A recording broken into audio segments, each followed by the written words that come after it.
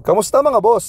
Showing na nga daw yung movie ni Joshua Garcia at Julia Barreto dito nga sa Saudi. Siyempre yun nga yung Unhappy for You. Dahil minsan nga lang magkaroon ng mga pelikulang Pilipino dito nga sa mga sinihan ng Saudi, hindi na nga ito papalampasin ni Boss Madam. Sa pangalawang araw nga ng showing nito ay nagpunta na nga kagad kami dito sa Jeddah Park. Medyo bago pa nga yung Vox Cinema dito. Alam na alam ko yan mga boss kasi dito nga ako araw-araw. Meron nga kasing branch yung store namin dito na hawak ko. Tara mga boss, ipapakita ko nga sa inyo kung ano yung meron dito sa Vox Cinema dito sa Jeddah Park. Hey! Enjoy!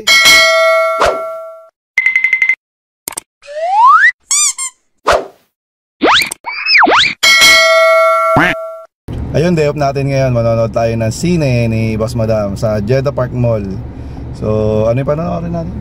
Unhappy for You. Ayun, Unhappy for You, yung kay Joshua. Kay Joshua daw, sabi ng mga ibang kabayan. Tsaka kay kay Julia. Yan. Tara na! A few moments later. Medyo late na nga kaming nakarating dito mga boss. Halos 20 minutes na nga lang magsisimula na nga yung movie. Pero yung lakad nga namin dito mga boss, kala mo nagde-date sa Luneta?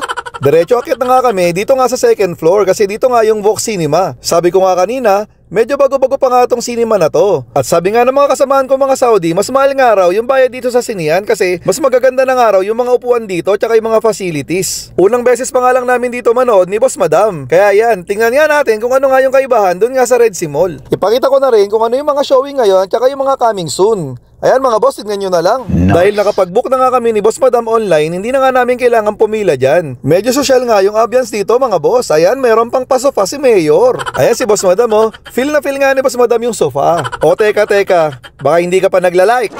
Mag-like ka na.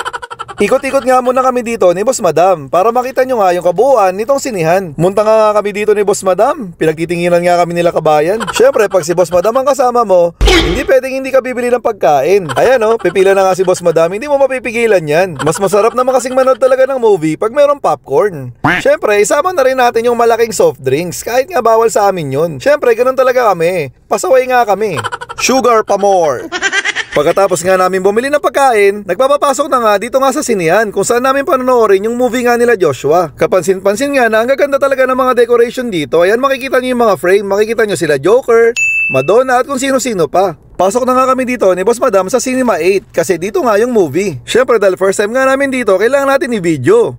Syempre para mapanood nyo. Maliit nga lang yung loob ng sinihan mga boss. Ang estimated ko, mga 60 tao nga lang yung pwedeng makanood dito. Pero social, ang ganda nga ng upuan ngayon. Hindi kagaya nung dun sa may Red Sea. So syempre, hindi ko naman pwedeng i-video yung mismong movie. Kaya hanggang dito na lang ito matatapos. Ang masasabi ko nga lang sa movie na yon, overall maganda naman siya. Kaso nga lang ayaw ko talaga dun sa mga ending na ganun. Kaya umuwi ako nai-stress, nabibwisit.